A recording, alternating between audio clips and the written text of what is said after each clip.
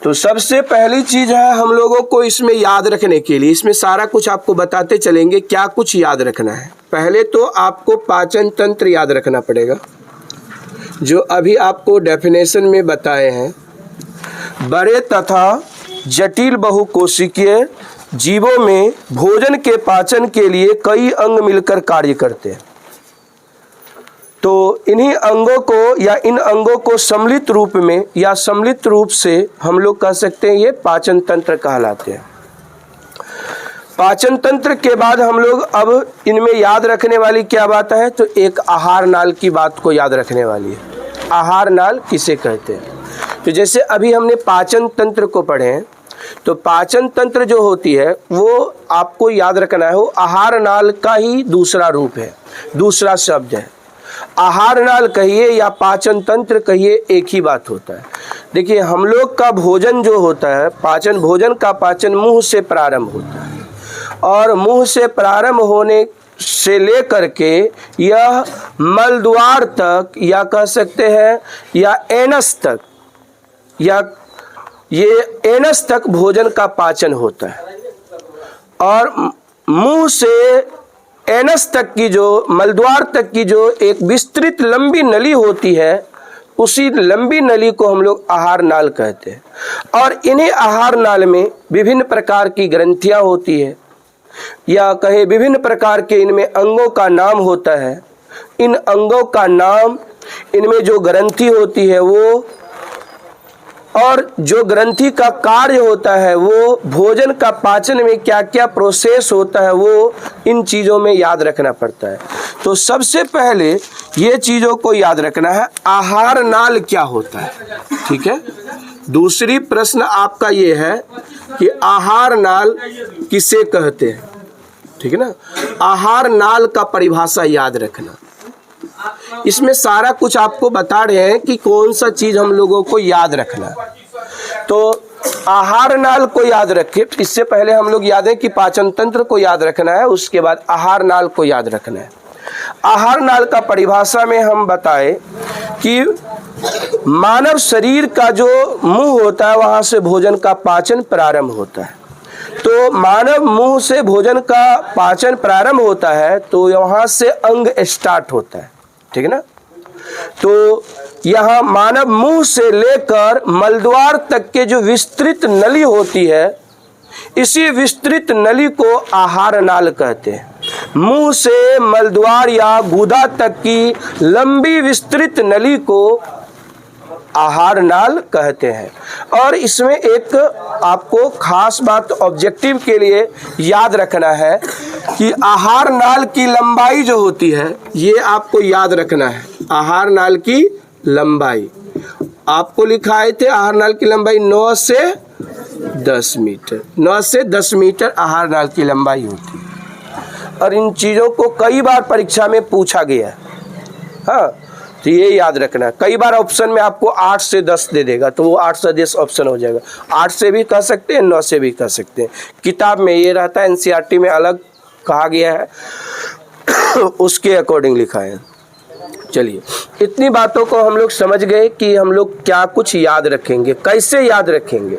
जहां आप देख रहे हैं कि यहाँ पर पाचन तंत्र का परिभाषा अलग करके लिखा है ना, और उसके बाद आहार नाल का भी परिभाषा जो है आपको उसी में लिखा है, मानव में पोषण में। ठीक है ना, तो जहाँ परिभाषा है आहार नाल का, वहाँ क्या करना है, एक हाईलाइट वाला स्केच आता है, वो हाईलाइट वाला स्केच से उसको हाईलाइट कर देना है, ताकि आपको याद करने में क्या हो, सुविधा हो इन चीज़ों को। चलिए, तो हम लोग एक बात को याद रखें कि आहार नाल का परिभाषा और आहार नाल की लंबाई। अब आइए, इसके बाद हम लोग तीसरा नंबर पे जानेंगे। हमारे मुंह में जो भोजन का पाचन प्रारंभ होता है, मानव के मुंह में, यानी हम लोगों के मुंह में भोजन का पाचन, हाँ, भोजन का पाचन का क्रिया में क्या क्या भूमिका होती है। हाँ, मुंह में भोजन का पाचन, मुंह में भोजन का पाचन। अब जब मुंह में भोजन आता है तो इसका पाचन कैसे होता है, इनमें क्या क्या अंग होता है, उन अंगों का क्या काम होता है, इनमें कौन कौन सब चीज़ सहायक होता है, इन चीज़ों को ध्यान में रखना है। तो सबसे पहले हम लोग का जो भोजन का पाचन होता है वह मुंह से प्रारंभ होता है। ठीक है, जैसे हम लोग जानते हैं कि हमारे मुंह में दांत है, जीभ है, ठीक है ना, लार ग्रंथि है, 3 चीज़ है। ठीक है ना। मानव मुंह के अंदर जो भोजन को पाचन के लिए कार्य करता है उनमें 3 चीज भूमिका निभाता है। तो सबसे पहले तो हम लोग का जो मुंह के अंदर मांस होता है वो मांस भूमिका निभाता है भोजन को कवर करने के लिए। उसके बाद हम लोग के मुंह में दांत होता है, दांत का काम है भोजन को चबाना। हाँ, उसके बाद हम लोग का जीभ का काम है भोजन को लारना, भोजन को महीन चूर्ण में बदलने के लिए सहायता करना। जीभ का दूसरा काम आप लोग जानते हैं कि इसका काम होता है स्वाद लेना। और हम लोग के मुंह में जो लार ग्रंथि होता है उस लार ग्रंथि का काम होता है भोजन को पचाना। अब इसको बारीकी से हम लोग पहले याद रखेंगे कि मानव के मुंह में 3 चीज मुख्य रूप से भोजन के पाचन में सहायता करता है। क्या क्या चीज है? तो दांत है, जीभ है और लार ग्रंथि है। तो आपको साधारण सा क्वेश्चन मैट्रिक में पूछता है कि मानव के मुंह में कौन सी ग्रंथि पाई जाती है। आप लोगों को भी कई बार खड़ा करेंगे तो हम जरूर ये पूछते हैं प्रश्न कि मानव के मुंह में कौन सी ग्रंथि होती है। तो हम लोग याद रखते हैं कि मानव के मुंह में लार ग्रंथि होते हैं। कौन सा ग्रंथि? लार ग्रंथि होते, याद रखना है, ऑब्जेक्टिव में पूछता है प्रश्न। अच्छा, मानव में लार ग्रंथि जो होती है वह ग्रंथि कैसा ग्रंथि है? तो याद रखना है मानव के मुंह में जो लार ग्रंथि होता है वह एक पाचक ग्रंथि होती है। पाचक का मतलब जो पचाने, भोजन को पचाने के लिए काम करता है।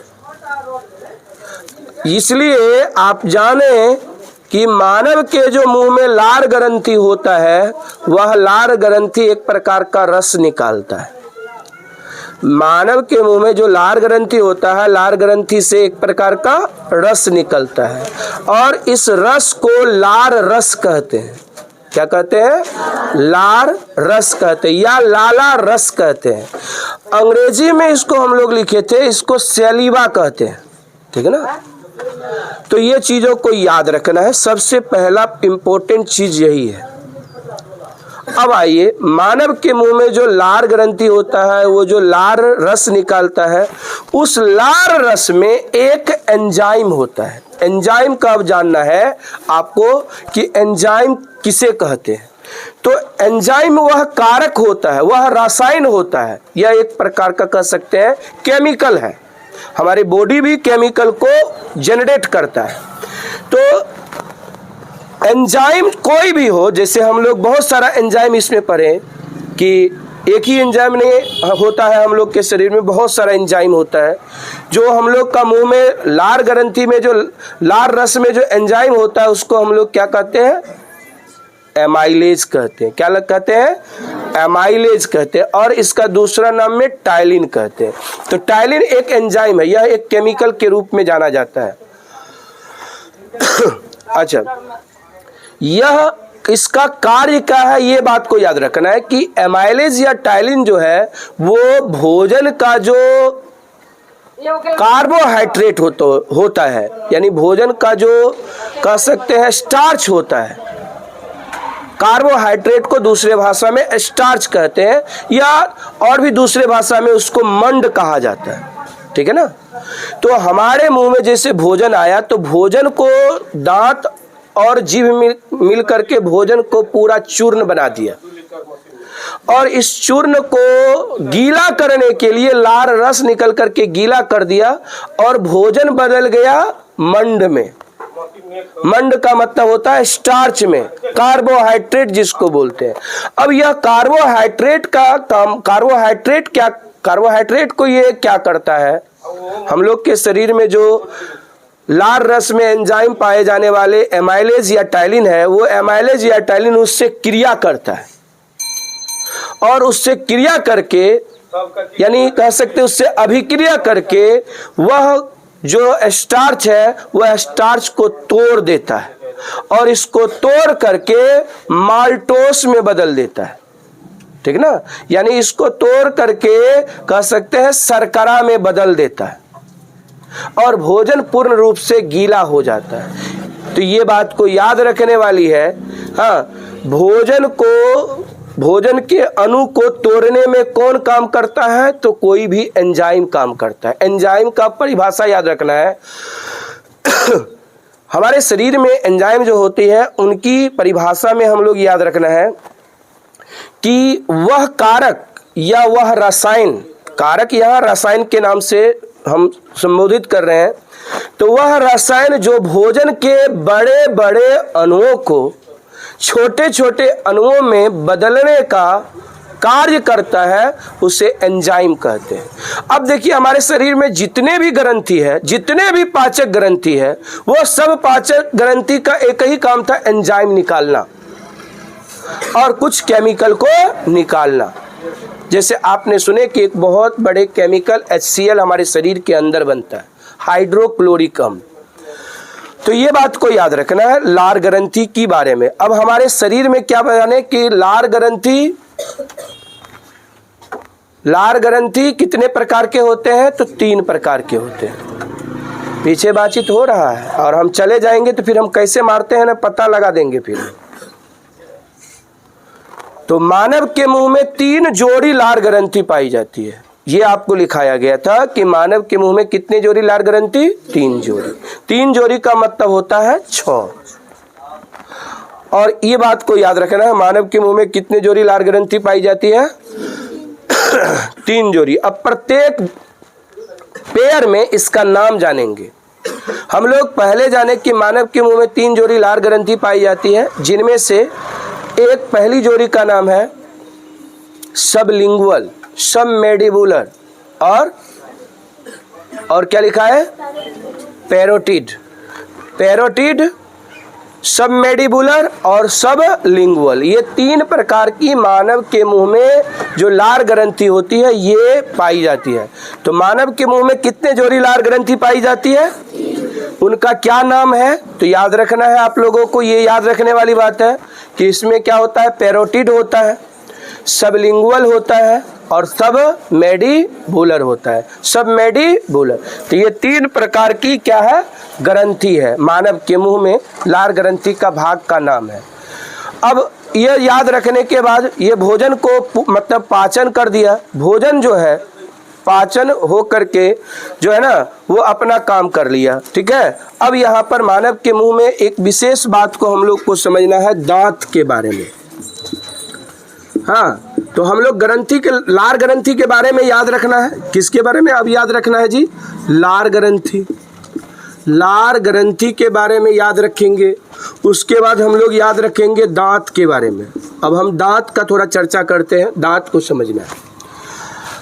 दांत को हम लोग अपने शरीर में अगर देखते हैं गौर से, तो हम लोग के शरीर में दांत 2 बार उगते हैं। एक जब बचपन रहता है, बच्चा अवस्था रहता है, ठीक ना, तब दांत निकलते हैं और वह दांत टूट जाता है, फिर दूसरा दांत वहीं पर निकलता है। ठीक है, तो मानव के मुंह में 2 बार दांत आते हैं। ठीक है ना, तीसरा बार दांत नहीं आते हैं। एक बार दांत जो निकलते हैं, वो पहली बार जो दांत निकलते हैं वो अस्थाई दांत होते हैं। मानव के मुंह में जो सबसे पहली बार दांत निकलता है वह अस्थाई दांत है, अनपरमानेंट दांत है। और वह दांत टूटने के बाद फिर उसी जगह पर जो दांत उगता है उसको हम लोग अस्थाई दांत कहते हैं। तो इस प्रकार से याद रखना है कि मानव के मुंह में जीवन अवधि के अनुसार दांत 2 प्रकार के भी होते हैं। मानव में जीवन अवधि के अनुसार दांत दो प्रकार के होते हैं।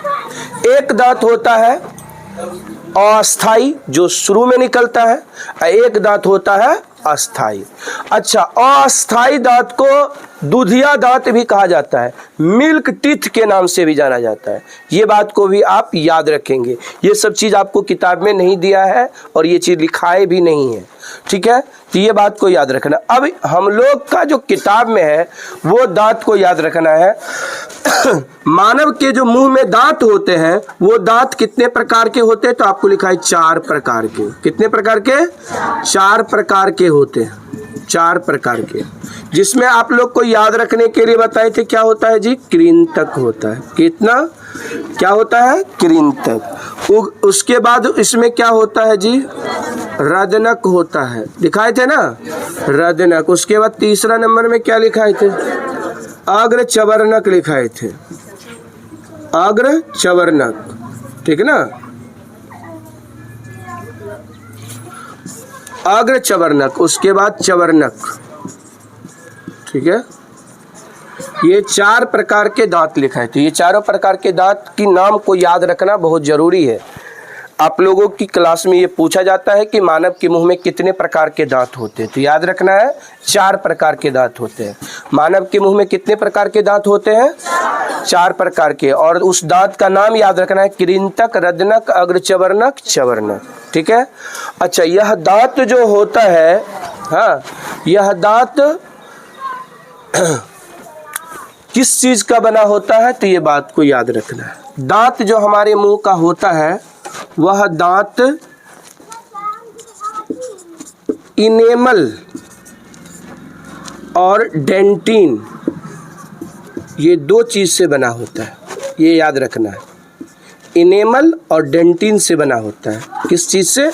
इनेमल और डेंटिन से बना होता है। यह जो इनेमल होता है, याद रखना, यह जो इनेमल होता है वो काफी कठोर होता है, काफी कठोर होता है। और इसलिए हम लोग को याद करवाया जाता है, याद रखिएगा कि दांत जो होता है वो हमारे शरीर का सबसे कठोर भाग होता है, ठीक है ना। हमारे शरीर का सबसे कठोर भाग कौन है? पूरे शरीर में सबसे अगर कठोर अगर है तो उसका नाम दांत है। और उससे कम कठोर जो है वो ब्रेन की हड्डी है, यहाँ की हड्डी है। और उससे जो कम कठोर है वो ये रिब्स की हड्डी है, ठीक है ना। बाकी हड्डी कमजोर ही कमजोर है। ये हड्डी को टूटने में और ये हड्डी को टूटने में, ठीक है ना, और दांत को टूटने में बहुत ज़्यादा समय लगता है। दांत जो होती है वो काफ़ी कठोर होती है, ठीक है ना। क्यों कठोर होती है? क्योंकि वो इनेमल और डेंटिन का बना होता है। और इनेमल क्या होता है? काफ़ी कठोर पदार्थ होता है। हाँ, इसी इनेमल का या ये दांत का हम लोग याद रखते हैं कि यह दांत जो है कैल्शियम फॉस्फेट का बना होता है, कैल्शियम फॉस्फेट। और यह कैल्शियम फॉस्फेट को याद रखते हैं कि यह कैल्शियम फॉस्फेट का सूत्र होता है CA3PO4 का होल 2। इसी चीज का बना होता है, यह रसायन है। आगे इसका हम लोग नोट करेंगे, इस सब चीज को लिखेंगे। फिलहाल हम लोग ये दांत की नाम को याद रखना है।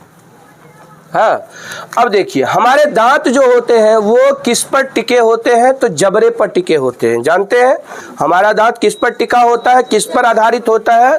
जबड़ा पर। तो मानव के मुंह में कितने जबड़े होते हैं?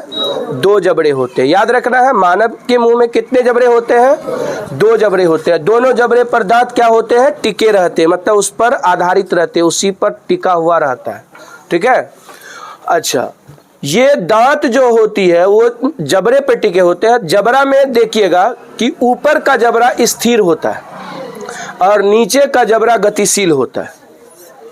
ऊपर का जबड़ा ऊपर नीचा नहीं हो सकता है, नीचे का जबड़ा, नीचे का दांत ऊपर नीचा होता है और ऊपर का दांत नीचे ऊपर नहीं होता है। नीचे वाला दांत जो होता है वो एकदम फिक्स जगह पे रहता है, ठीक है ना, ये मूव नहीं करता है, ऊपर नीचे नहीं होता है, नीचे वाला दांत ऊपर नीचे मतलब जबड़े के द्वारा होता है, जबड़ा ऊपर जाता है नीचे जाता है, ठीक है ना, ये मूव करता है, ये इसमें लचीला का गुण पाया जाता है, ठीक है ना। चलिए, तो ये बात को याद रखना है। अब आइए, हम लोग का क्या है, कृंतक। कृंतक का सबसे बड़ी बात ये याद रखना है, कृंतक हमारे मुंह में कितने होते हैं, तो आपको बताए थे 4 ऊपर होते हैं, 4 नीचे होते हैं, दिखाए थे। मानव के मुंह में कृंतक कितने होते हैं, तो 8 होते। टोटल कितने होते हैं, 8 होते हैं, 4 ऊपर होते हैं और 4 नीचे होते हैं, कुल कितना, 8 दांत होते हैं, ठीक है। और ये कृंतक का आपको याद रखना है, कृंतक का क्या वर्क है, क्या कार्य है, क्या फंक्शन है। तो यह दांत का प्रमुख कार्य है भोजन को काटना या भोजन को कुदरना, यह भोजन को मतलब कुदरता है या यह भोजन को काटता है, बस ये याद रखना, ये इसका काम है भोजन को काटना या भोजन को कुदरना या भोजन को यह कुदरता है, ठीक है। और यह रदनक जो होती है, ये रदनक का संख्या सबसे पहले याद रखने वाला है कि हमारे मुंह में जो रदनक होती है वो रदनक की संख्या होती है 2 ऊपर होते हैं 2 नीचे होते हैं, यही ना जी। रदनक 2 ऊपर होते हैं और 2 नीचे होते हैं, तो कुल मिलाकर के रदनक की संख्या कितना होता है, 4 होते हैं। तो ये बात को याद रखने वाला हुआ। उसके बाद हम लोग याद रखेंगे अग्र चवर्णक के बारे में। तो अग्र चवर्णक जो होती है वो अग्र चवर्णक, हाँ, वो अग्र चवर्णक का सबसे पहले रदनक का काम जान लीजिए, सबसे पहले रदनक का, उसके बाद अग्र चवर्णक की काम बात जानेंगे। रदनक का काम है भोजन को चीरना और फाड़ना। तो बस याद रखना है रदनक का क्या काम होता है, रदनक का कितना संख्या होता है, इसके बारे में बस इतना ही जवाब देना है। रदनक का काम है भोजन को चीरना या फाड़ना। यह दरअसल मांसाहारी जीवों में पाया जाता है, यह भी आपको लिखाए थे ना। यह दांत किसमें ज्यादा करके पाया जाता है, मांसाहारी जीवों में पाया जाता है, इसका काम है चीरना और फाड़ना, ठीक है।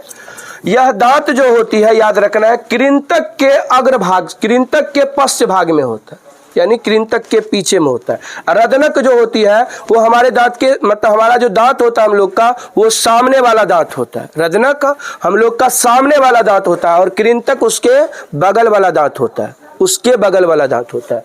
और रदनक के फिर बगल वाला जो दांत होता है वो अग्र चवर्णक होता है, और अग्र चवर्णक के जो फिर बगल वाला भाग होता है अंतिम में, उसका नाम चवर्णक होता है। अब अग्र चवर्णक पे आइए। अग्र चवर्णक जो हमारे मुंह में होते हैं वो ऊपर में 4 होते हैं और नीचे में 4 होते हैं, ना, ऊपर में 4 होते हैं और नीचे में 4। अग्र चवर्णक ऊपर 4 होते, ऊपर मतलब ऊपर के जबड़े में, और नीचे का मतलब नीचे के जबड़े में, ठीक है ना। तो ऊपर के जबड़े में कितने दांत होते हैं, 4। निचले जबड़े पे कितने दांत होते हैं, कौन सा, तो अग्र चवर्णक। तो इसमें याद रखना है 4 ऊपर होते हैं 4 नीचे होते हैं दांत, कुल मिलाकर के 8। अब चवर्णक पे आइए, इसकी संख्या ज्यादा होती है, हमारे मुंह में सबसे ज्यादा दांत जो होती है इसी का होता है, ठीक है ना। तो यह जो चवर्णक होती है, यह चवर्णक हमारे दांत में, हमारे दांतों की संख्या में सबसे अधिक होती है, ठीक है ना। यह ऊपर में 6 होते हैं और नीचे में भी 6 होते हैं, ठीक है ना। साइड में 3, इस साइड में 3, फिर नीचे में इधर से 3, फिर इधर से 3, तो कुल मिलाकर के आपको ये दांत जो है ये कितना हो जाता है जी, 12 होता है। अब ये 8 को, 4 को, फिर ये 8 को और ये 12 को जोड़िएगा तो कुल दांत कितना हो जाएगा जी, टोटल दांत जो होता है, टोटल टीथ जो होता है, ठीक है ना, टोटल जो टीथ होता है वो कितना होता है, कितना, 32 होता है। ये बात को याद रखना, टोटल दांत कितना होता है, 32 होता है। जब ये सभी दांत मिलकर के हमारे शरीर में, हमारे मुंह में भोजन को बहुत महीन चूर्ण बना देता है, ठीक है ना, और लार ग्रंथि से जो लार रस निकलता है वो उससे मिल करके भोजन को पूरा जब गीला बना देता है, तब यह भोजन जो है हमारे मुंह से चल करके एक लंबी नली में प्रवेश करता है, एक लंबी विस्तृत नली में प्रवेश करता है, और उस नली को कहते हैं ग्रास नली। क्या कहते हैं? ग्रास नली। क्या कहते हैं उसको? ग्रास नली। ये बात को याद रखते हैं, क्या कहते हैं? ग्रास नली। इस नली को, यहाँ से जो भोजन जिसमें गया उस नली को ग्रास नली कहते हैं, ठीक है ना। या ग्रास नली को हम लोग क्या कहते हैं? ग्रासिका भी कहते हैं, लिखा है ना। ग्रास नली को क्या कहते हैं? ग्रासिका कहते हैं। तो यह ग्रास नली और ग्रासिका जो है एक ही बात होता है, अंग्रेजी में इसको ओसोफिगस कहते हैं, ठीक है ना। अब एक बात इसमें विशेष याद रखना है, जब यह नली में भोजन आता है तो इसमें एक गति कार्य करता है। हाँ, ग्रासिका में जब भोजन जैसे आया तो उसमें एक गति कार्य करता है, उसमें एक मूवमेंट होता है, ठीक है ना, एक गति होता है। और इस गति को हम लोग कहते हैं क्रमाकुंचन गति होता है। कैसा गति होता है? क्रमाकुंचन गति होता है। ग्रासिका में कौन सा गति होता है? क्रमाकुंचन गति होता है। ये बात को याद रखना। इसी गति के कारण ये ग्रास नली से या ग्रासिका से भोजन आगे बढ़ता है, ठीक है ना। अच्छा, यहाँ जब भोजन आता है तो यहाँ पर 2 गो छिद्र होता है। ये भी बताए थे कि मानव के जो गला होता है, ठीक है ना, वो गला में कितना छिद्र होता है? 2 छिद्र होता है। मानव के गले में कितने छिद्र होते हैं जी? 2 छिद्र होते हैं। दोनों छिद्र का नाम आपको याद रखना है, ठीक है ना। तो मानव के गले में कितने छिद्र होते हैं? तो क्या लिखाए थे? 2 छिद्र होते हैं ना। और दोनों छिद्र का आप लोग नाम याद रखेंगे। दोनों छिद्र का नाम है क्या क्या? तो एक का नाम है निगल द्वार। एक का नाम क्या है जी? निगल द्वार। द्वार का मतलब यहाँ होता है रास्ता। द्वार का मतलब क्या रखना है? रास्ता। और एक होता है कंठ द्वार, ठीक है ना, कंठ द्वार। 2 रास्ता होता है, निगल द्वार और कंठ द्वार। ये जो हम लोग का ग्रसनी है, ग्रसनी इसको बोलते हैं, जहाँ पर यह छिद्र होता है, 2 छिद्र। निगल द्वार और कंठ द्वार जो होती है वह कहाँ होती है? तो ग्रसनी के पास होती है, ग्रसनी पर होती है। हाँ, याद रखना, ग्रसनी में 2 छिद्र होते हैं। ग्रसनी में कितने छिद्र होते हैं? ग्रसनी में 2 छिद्र होते हैं। 2 छिद्र होते हैं। ये बात को याद रखना बहुत इम्पोर्टेंट है, ठीक है ना। ग्रसनी में कितने छिद्र होते हैं? 2 छिद्र होते हैं। एक का नाम क्या है जी? निगल द्वार। दूसरा का नाम क्या है? कंठ द्वार। निगल द्वार और कंठ द्वार, ठीक है ना। तो निगल द्वार मतलब जो भोजन को निगलता है, जिसके द्वारा भोजन अंदर जाता है। कंठ द्वार जिसके द्वारा वायु अंदर जाता है। तो 2 रास्ता हो गया। यानी यहाँ जो ग्रसनी होती है, फेरिंग्स होती है, हाँ, फेरिंग्स के पास या फेरिंग्स पर 2 छिद्र होते हैं। और ये दोनों छिद्र को याद रखना है। एक का नाम है निगल द्वार, एक का नाम है कंठ द्वार, ठीक है ना। निगल द्वार और कंठ द्वार, निगल द्वार और कंठ द्वार, ये हम लोग याद रखेंगे, ठीक है। अच्छा, निगल और कंठ द्वार के द्वारा वायु जाता है और निगल द्वार के द्वारा क्या जाता है? हवा जाता है। तो इसलिए हम लोग याद रखेंगे, निगल द्वार किसे कहते हैं? जिस रास्ते से हमारे शरीर में अंदर वायु जाता है, ठीक है ना, अंदर क्या जाता है? वायु जाता है, उसको हम लोग क्या कहते हैं जी? कंठ द्वार कहते हैं। कंठ के द्वारा क्या होता है? वायु जाता है। और निगल रास्ता के द्वारा क्या जाता है? हम लोग का भोजन जाता है, ठीक है। कंठ द्वार के आगे एक पट्टी नुमा रचना होती है और इस रचना को क्या याद रखना है? क्या याद रखना है? एपिग्लोटिस कहते हैं। इस रचना को क्या कहते हैं? कंठ द्वार के आगे जो पट्टी नुमा रचना होती है उस रचना को याद रखना है। क्या कहते हैं? एपिग्लोटिस। परीक्षा में ये पूछा जाता है और आपसे भी क्लास में ये प्रश्न को पूछते हैं। हम वही प्रश्न केवल आपसे पूछेंगे इसमें से जो परीक्षा में पूछा जाएगा, और वही चीज यहाँ पर हम समझा रहे हैं जो हम यहाँ पर आपसे पूछ सकते हैं, ठीक है। चलिए, निगल द्वार और कंठ द्वार की बात हो गया। निगल द्वार और कंठ द्वार ये दोनों रास्ता है, दोनों से अलग अलग चीज जाता है, ठीक है ना। निगल द्वार के द्वारा भोजन जाता है और कंठ द्वार के द्वारा वायु जाता है। और आपको विशेष बात इसमें यह याद रखना है कि निगल द्वार के द्वारा जब भोजन चला, कंठ द्वार के आगे एक पट्टी नुमा रचना होती है और इस रचना को एपिग्लोटिस कहते हैं, ठीक है। अच्छा, यह भोजन को जब हमारे यहाँ से भोजन चलता है, ठीक है ना, निगल द्वार के द्वारा जब भोजन हम लोग के अंदर चलता है तो यह एक लंबी नली में फिर प्रवेश करता है, और इस लंबी नली को हम लोग जाने की ग्रसिका कहते हैं, या ये इसको ओसोफिगस कहते हैं, या इसको ग्रसनी कहते हैं। ठीक है ना। तो ग्रसिका को याद रखना है कि ग्रसिका क्या है या ग्रास नली क्या है। तो जब निगल द्वार के द्वारा भोजन एक लंबी नली में प्रवेश करेगा, निगल द्वार के रास्ते जब भोजन एक लंबी नली में प्रवेश करेगा तो उस लंबी नली को क्या कहते हैं हम लोग? ग्रासिका कहते हैं या ग्रास नली कहते हैं। अंग्रेजी में इसको ओसोफिगस।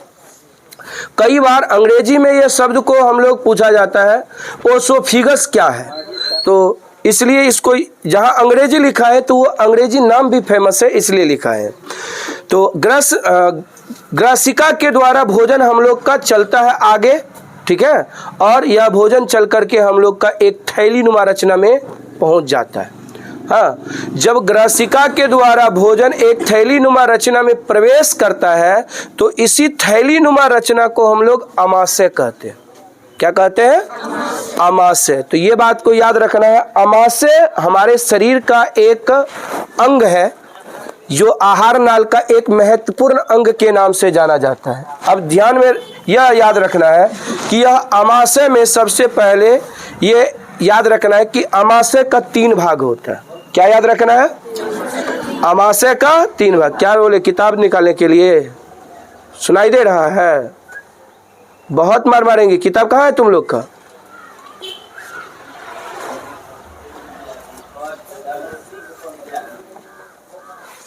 यहाँ नजर किताब आकृति पे देना है कि ग्रास नली कहाँ है, और मतलब यहाँ पर जो हम लार ग्रंथि की बात कर रहे हैं उसके बाद यकृत की बात करेंगे, ये सब कहाँ दिमाग रखते हैं? मारेंगे जाकर के फिर कनपट्टा में, तो फिर ठीक हो जाओगी। चलिए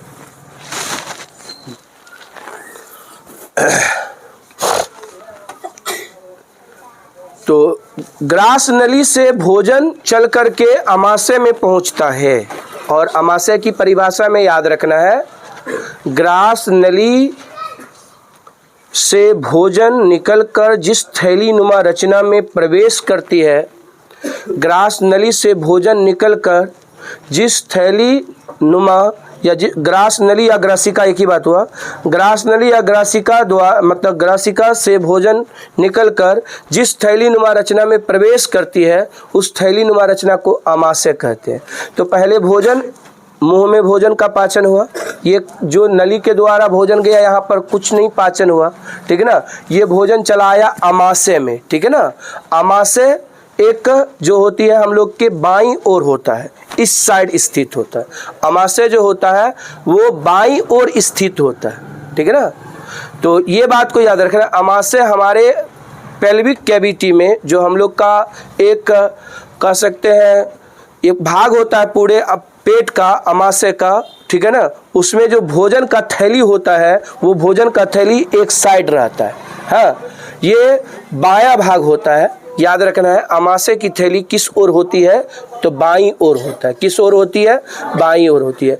यह आमाशय की थैली जो होती है इसमें 3 भाग होती है। जैसे आपको बता देते हैं कि ये एक समझिए कि एक नली है, यहाँ पर माउथ है, मुंह है, और यहाँ पर भोजन का सबसे पहले पाचन हुआ, फिर यह भोजन जो है कुछ इस प्रकार की नली में प्रवेश करता है, ऐसी नली में प्रवेश करता है, ठीक है ना। यहाँ से भोजन चल करके इस नली में प्रवेश करता है, इस थैली में प्रवेश करता है। यहाँ पर जो ये थैली आपको ऐसा जो दिख रहा है अभी आकृति में, थैली कुछ इस प्रकार का ही होता है, ठीक है ना। उधर से होता है। हम लोग का जो आमाशय होता है ना वो मतलब बायां भाग में ये होता है, और यह आमाशय 3 भागों में बटा होता है।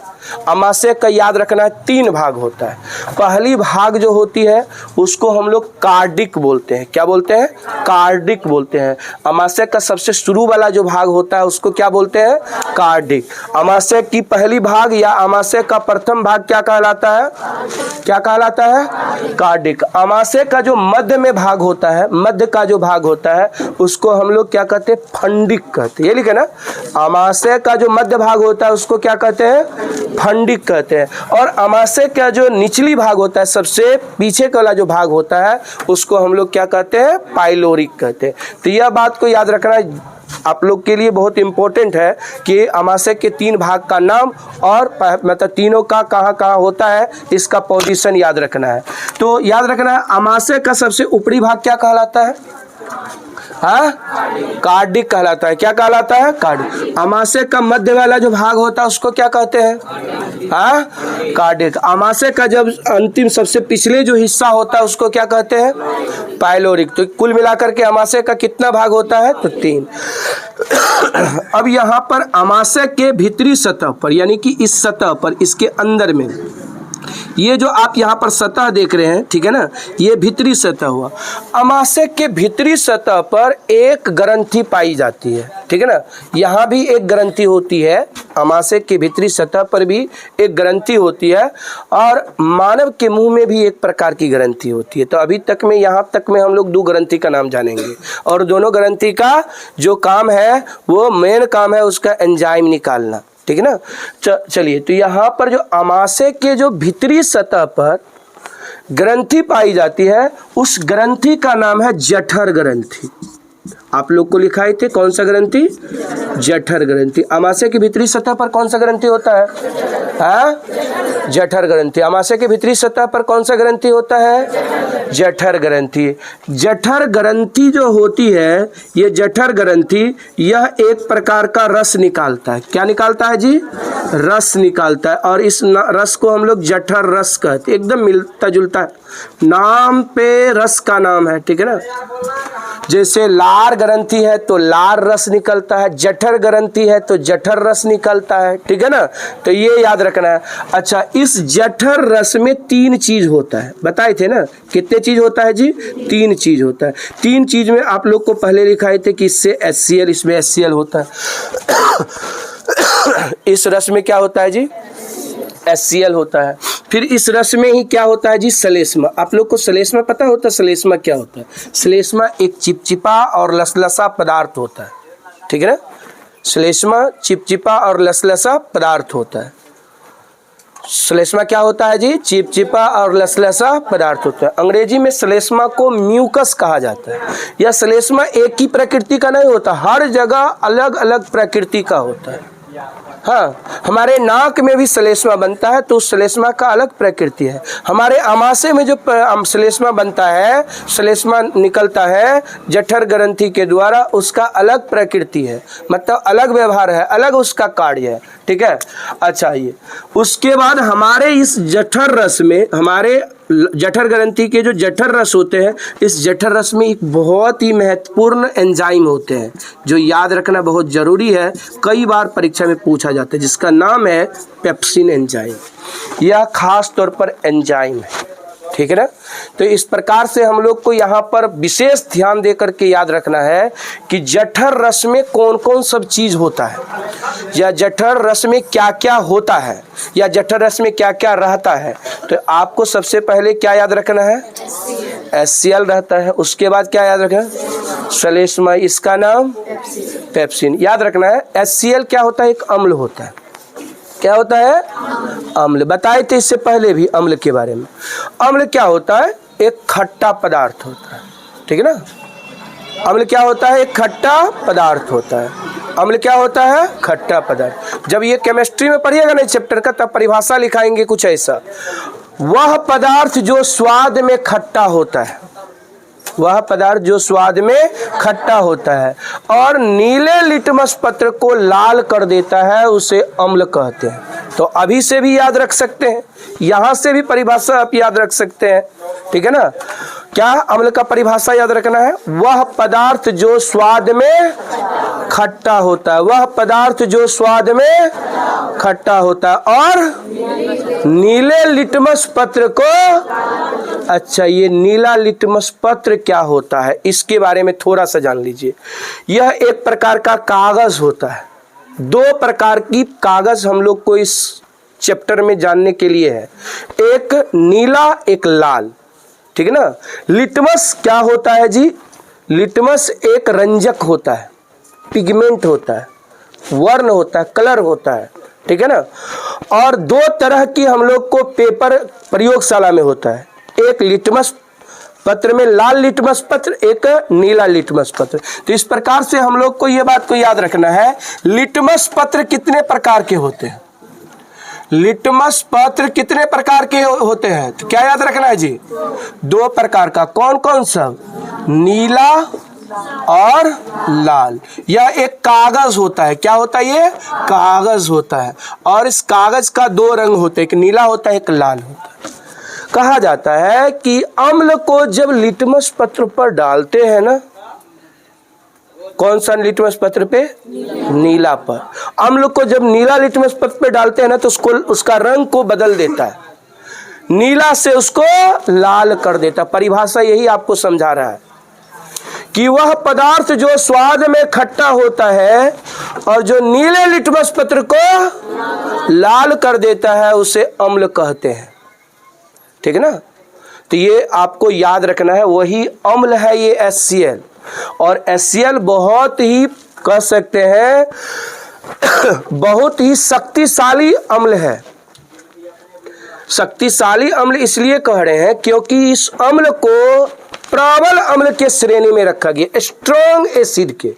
अब एसिड नाम सुने हैं ना, एसिड कितना खतरनाक होता है, अगर किसी के बॉडी पे पड़ जाता है तो बॉडी को जला देता है, पढ़ा है ना, जानता है एसिड बहुत खतरनाक होता है, तो ये भी उतना ही खतरनाक है HCl।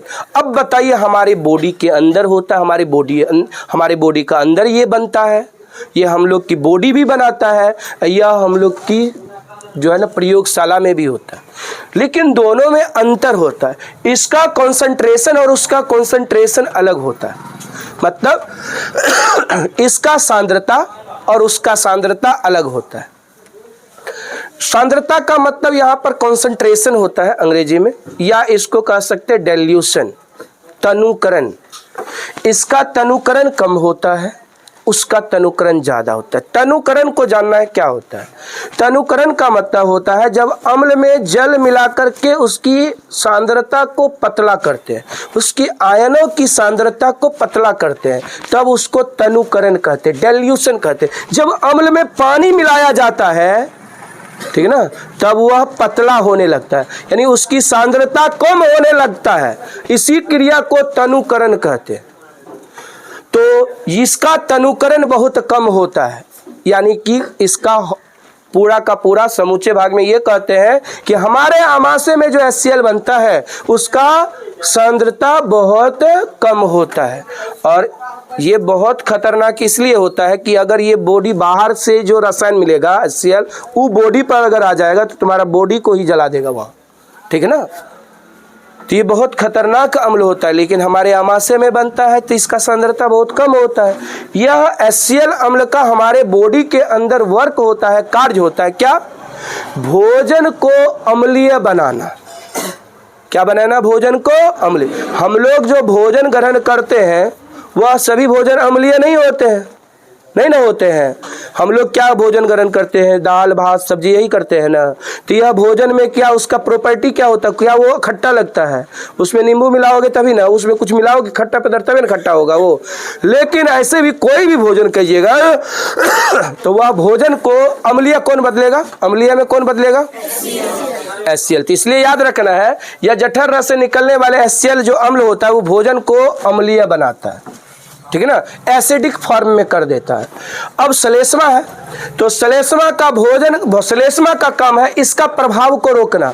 अगर ये ज्यादा अगर बनने लगेगा ना, हमारे बॉडी में अगर HCl ज्यादा बनने लगेगा तो उसको एक रोग हो जाएगा, उसको कहेंगे एसिडिटी हो गया, अम्लीयता हो गया, ठीक है ना, गैस बनने लगता है जिसको, तो जान लीजिए कि इसमें उसका शरीर में HCl बहुत ज्यादा बनने लगा है।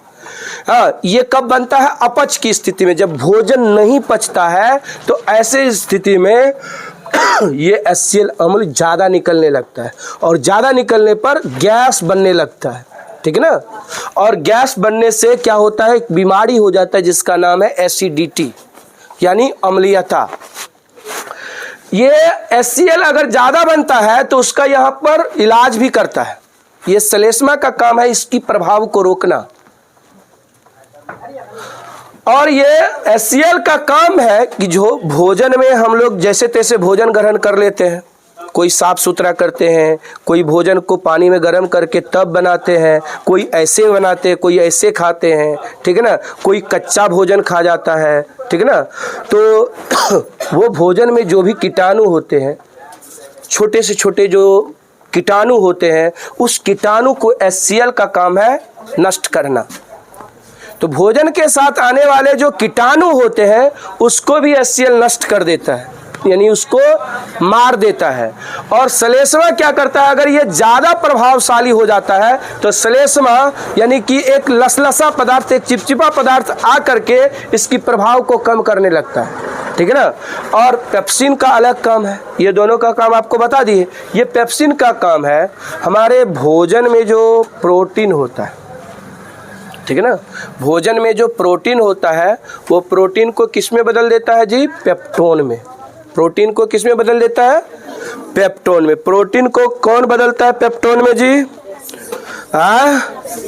कौन बदलता है, पेप्सिन बदलता है। पेप्सिन नामक एंजाइम प्रोटीन का पाचन करता है और प्रोटीन का पाचन करके किस में बदलता है, नहीं याद रखना है कि पेप्सिन जो है वो किसका पाचन करता है, प्रोटीन का। किसका पाचन करता है, प्रोटीन का पाचन कौन करता है,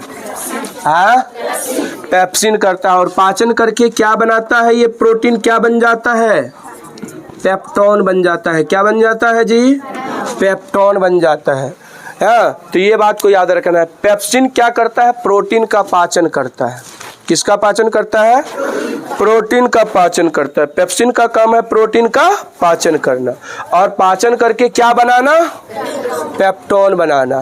तो ये पेप्टोन में बदल जाता है, यानी भोजन इतना देर तक मतलब जो है ये याद रखना है, भोजन जो है, भोजन का जो पाचन होता है अमाशय में वो लगभग 3 घंटा में होता है, ठीक है ना। अमाशय का भोजन, अमाशय में भोजन कितना देर तक रहता है, तो 3 घंटा तक रहता है। 3 घंटा तक भोजन यहाँ पर पाचन होता है, भोजन का पाचन होता है। और ये 3 घंटा में भोजन का बस आंशिक पाचन होता है, अर्ध पाचन होता है, ठीक है। और अर्ध पाचन होने के बाद भोजन जब अर्ध पाचन हो जाता है, 3 घंटा जब पूर जाता है अमाशय में, तो फिर अमाशय से भोजन निकल करके एक विस्तृत लंबी कुंडलित नली में प्रवेश करता है भोजन, ठीक है ना। अब अमाशय से भोजन निकलेगा, ठीक है ना। अब अमाशय से जब भोजन निकलेगा, याद रखिएगा, अमाशय से जब भोजन निकलेगा तो वो कहाँ जाएगा जी, तो एक विस्तृत लंबी नली में जाएगा, ठीक है ना। एक विस्तृत लंबी नली में जाएगा, यानी आप लोग को एक बात याद रखना, अमाशय में जब भोजन बचता है ना, तो वो एक जिस प्रकार से घर में लय बनाते हैं उसके जैसा हो जाता है अमाशय में, तो पूरा का पूरा लय के जैसा बन जाता है।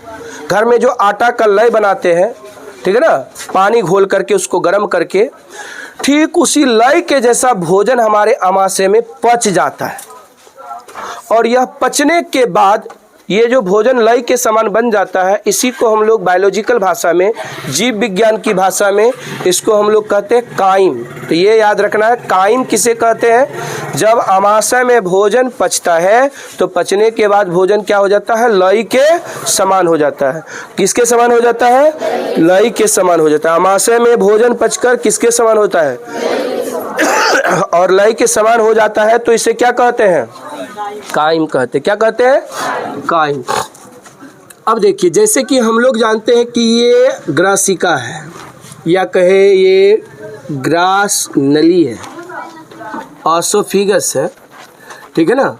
और यह ओसोफिगस यहाँ से आकर के कुछ ऐसा मूव करता है, ठीक है, ऐसा मूव करता है,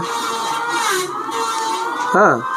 और यहाँ ये अमाशय हो गया, इतना दूर ये जो है ये, और यहाँ तक अमाशय कहलाया, इसका नाम अमाशय हो गया, स्टोमक, ठीक है। और अमाशय में जब भोजन पचकर लय के समान हो गया तो यह भोजन यहाँ से निकलकर एक विस्तृत लंबी कुंडलित नली में, कुंडलित नली कुछ इस प्रकार की नली में, ठीक है ना, कुछ इस प्रकार की नली में प्रवेश कर जाता है, कुछ इस प्रकार की नली में प्रवेश कर जाता है। और ऐसे जो कुंडलित नली होते हैं ऐसे मतलब टेढ़ी मेढ़ी स्प्रिंग के जैसा, ठीक है ना, इसी को हम लोग कहते हैं कि ये जो मतलब रचना है इसको कहते हैं छोटी आंत। क्या कहते हैं जी? छोटी आंत, छोटी आंत कहते हैं।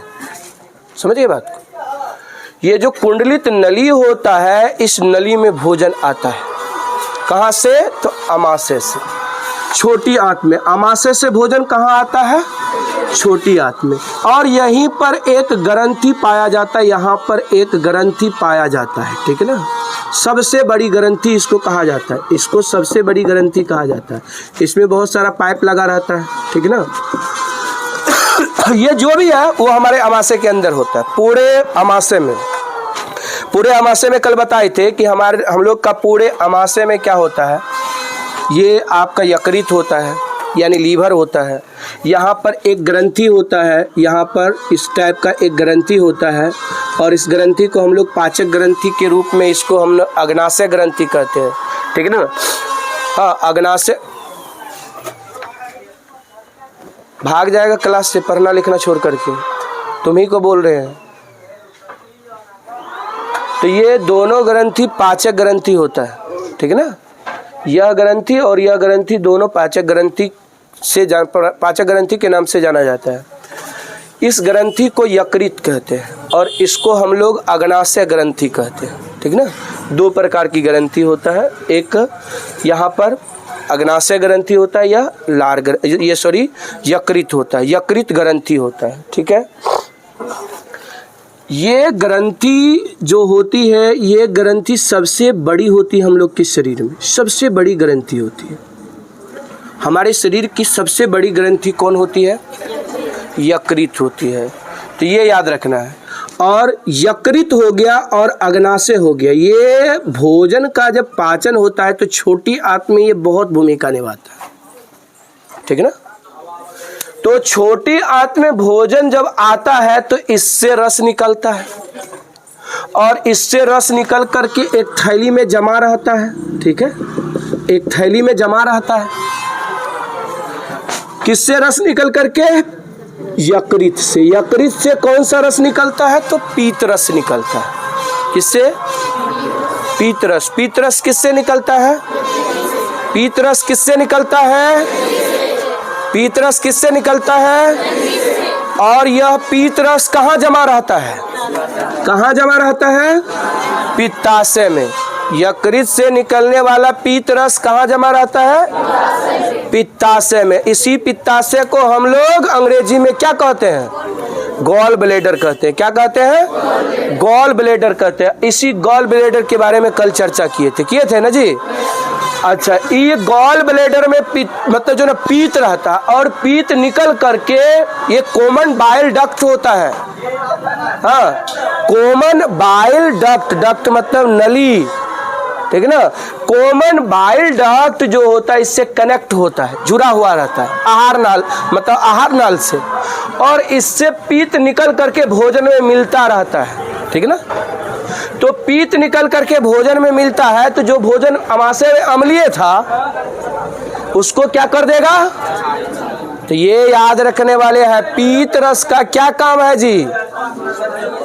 अम्लीय भोजन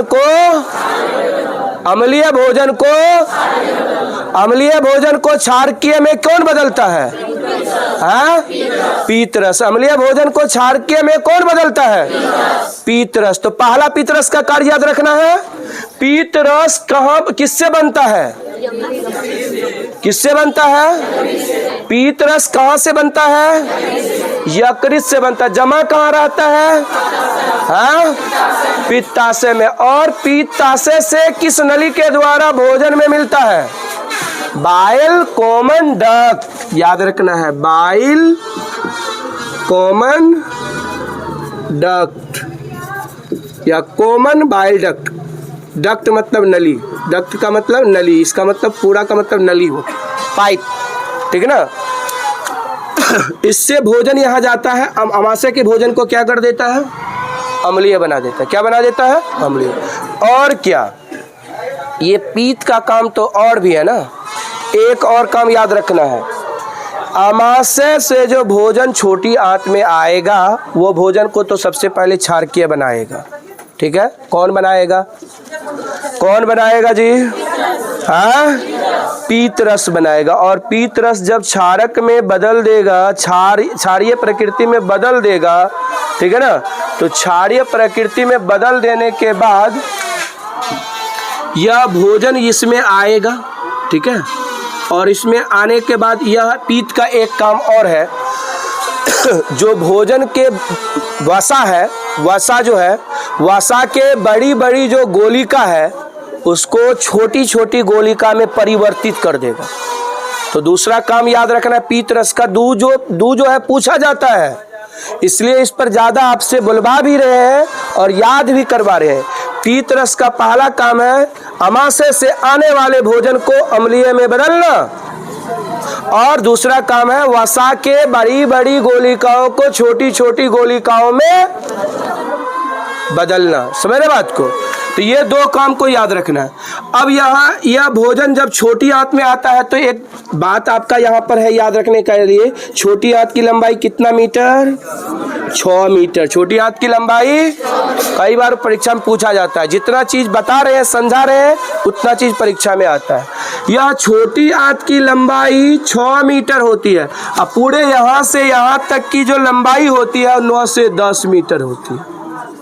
आहार नल की लंबाई 9 से 10 मीटर होती है, यानी मुंह से मल द्वार तक की रास्ता जो होती है वहां तक की कुल लंबाई, यानी आहार नल की कुल लंबाई 9 से 10 मीटर होती है। और जिसमें 6 मीटर का तो केवल छोटी आंत हो जाता है, इसलिए कहते हैं छोटी आंत की लंबाई सबसे अधिक होती है। पूरे आहार नाल में किसकी लंबाई सबसे अधिक होती है? छोटी आंत की। छोटी आंत की लंबाई कितनी होती है? हाँ, 6 मीटर होती है। अब याद रखना छोटी आंत के कितने भाग होते हैं जी? छोटी आंत के कितने भाग होते हैं? तो छोटी आंत के कितने भाग होते हैं? हाँ, कि कौन कौन सा अब याद रखना है। छोटी आंत का 3 भाग होता है, और छोटी आंत को क्षुद्रांत्र भी बोलते हैं। क्या बोलते हैं? क्षुद्रांत्र। अंग्रेजी में कहते हैं इसको स्मॉल इंटेस्टाइन।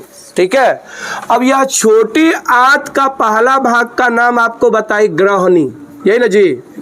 क्या बोले थे? ग्रहणी। अंग्रेजी में क्या बोले थे? ड्यूडेनियम। ड्यूडेनम, ड्यूडेनम, यही ना? ड्यूडेनम। उसके बाद आपको बोले थे जेजुनम, यही ना? और तीसरा का नाम इलियम। बस एक को इसमें हिंदी नाम हुआ ग्रहणी, ठीक है ना, बाकी अंग्रेजी नाम ही है।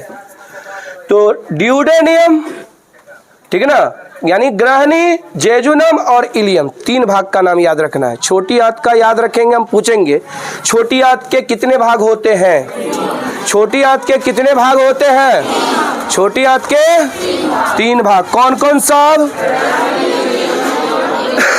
ग्रहणी, जेजुनम और इलियम। ठीक है, और यह भाग में, तीनों भागों में भोजन का जो होता है यहाँ पर पूर्ण पाचन होता है। छोटी आंत में भोजन का क्या होता है जी? पूर्ण पाचन होता है। बहुत इंपॉर्टेंट बात बताएं, और लिखाए भी है कि छोटी आंत में भोजन का क्या होता है जी? पूर्ण पाचन होता है। जब भोजन का पूर्ण पाचन हो जाता है, जब भोजन का पूर्ण पाचन हो जाता है तो यह पूर्ण पाचन होने के बाद यह बड़ी आंत में भोजन चला जाता है। कहाँ चला जाता है? बड़ी आंत में चला जाता है। और भोजन का पूर्ण पाचन होने के बाद कौन सा बड़ी आंत में जाएगा, कौन सा नहीं जाएगा, वो भी आपको याद रखना है। अब याद रखना है, ये जो छोटी आंत है, छोटी आंत के भीतरी सतह पर, ठीक है ना, छोटी आंत के जो भीतरी सतह होता है, इंपॉर्टेंट चीज है। छोटी आंत के भीतरी सतह पर उंगली के समान, जैसे आपका उंगली है ना, उंगली के समान रचना वहां पर बनी रहती है, उंगली के समान रचना। और उसमें क्या होती है? ब्लड कोशिका होती है, ब्लड वाहिकाएं होती है, रुधिर वाहिकाएं होती है, ठीक है ना। तो रुधिर वाहिकाएं भोजन को अवशोषित करता है, भोजन के जो मेटीरियल्स है उसको अवशोषित करता है। सबसे पहली बात आपको याद रखना है कि छोटी अमाशय जो होती है, ठीक है ना, जिसको छोटी आंत कहते हैं, ठीक है। तो ये छोटी आंत के भीतरी सतह पर उंगली के समान रचना होती है। किसके समान? उंगली के समान रचना होती है, और यही उंगली के समान की रचना को दीर्घरोम कहते हैं। क्या कहते हैं? दीर्घरोम। तो अमाशय के छोटी आंत के होती है, छोटी आंत जो होती है उसके भीतरी सतह पर क्या होती है? उंगली के समान रचना होती है, जिसे दीर्घरोम कहते हैं। ये बात को याद रखना है। दीर्घरोम का कार्य याद रखना है, ठीक है ना। दीर्घरोम का क्या काम है? तो सबसे पहले दीर्घरोम के कारण भोजन को अवशोषण के लिए विस्तृत क्षेत्र प्राप्त होता है। यह क्या करता है? क्षेत्र को बढ़ाता है, क्षेत्रफल बढ़ाता है। दीर्घरोम का याद रखना है काम है क्षेत्रफल को बढ़ाना। और दीर्घरोम का काम क्या है जी? यहाँ से भोजन क्या होता है? तो भोजन अवशोषित होता है। दीर्घरोम का काम है भोजन को अवशोषित करना, और यह भोजन को अवशोषित करके दीर्घरोम जो है भोजन को अवशोषित करके दीर्घरोम में पाए जाने वाले जो रुधिर वाहिका होती है वह अवशोषित कर लेता है। अवशोषित करके संपूर्ण कोशिकाओं तक पहुंचाने का काम करता है, प्रत्येक कोशिका तक जाता है, ठीक है। ये प्रत्येक कोशिका तक भोजन के जो विटामिन्स है, मिनरल्स है, वो सभी चला जाएगा कोशिका तक, ठीक है ना। अब जो कुछ अवशेष बचेगा वह भोजन जो है आगे बढ़ेगा, और आगे बढ़ करके बड़ी आंत में आएगा। कहाँ आएगा? बड़ी आंत में। तो छोटी आंत से भोजन कहाँ जाता है? बड़ी आंत में। कौन सा भोजन जाता है? तो बिना पचा हुआ, जो छोटी आंत में नहीं पचा है, ठीक है ना, वो भोजन, यानी कि बिना पचा हुआ भोजन छोटी आंत के निचले भाग से एक लंबी नली में, एक लंबी कुंडलित नली में या मोटी नली में प्रवेश करता है। और इसी का याद रखना परिभाषा कि इसी को हम लोग बड़ी आंत या बृहदांत्र कहते हैं, या लार्ज इंटेस्टाइन कहते हैं, ठीक है ना। और यहाँ पर भी बहुत सारा कार्य होता है भोजन का। यहाँ पर भोजन का फिर अवशोषण होता है। अवशोषण के होने के बाद भोजन का पूर्ण पाचन हो जाता है। यहाँ पर पूर्ण पाचन के बाद भोजन का जो अवशेष बचेगा वो अलग हो जाएगा, जो मिनरल्स होगा फिर अवशोषित होकर के पूरे कोशिकाओं तक चला जाएगा। तो बस इतनी चीज़ों को हम लोग इसमें विस्तार पूर्वक बारीकी से याद रखना है।